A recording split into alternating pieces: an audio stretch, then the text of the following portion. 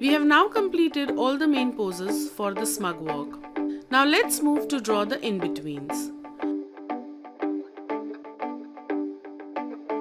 We will draw one in-between drawing as per two key poses.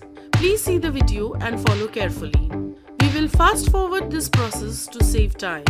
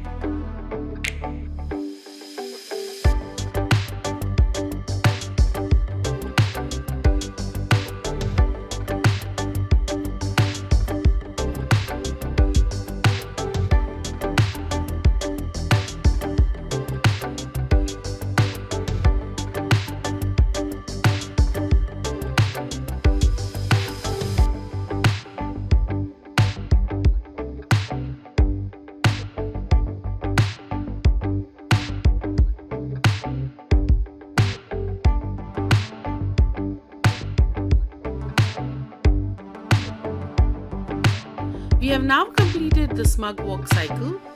Here's what it looks like. Hope you enjoyed and found this video useful. Thanks for watching.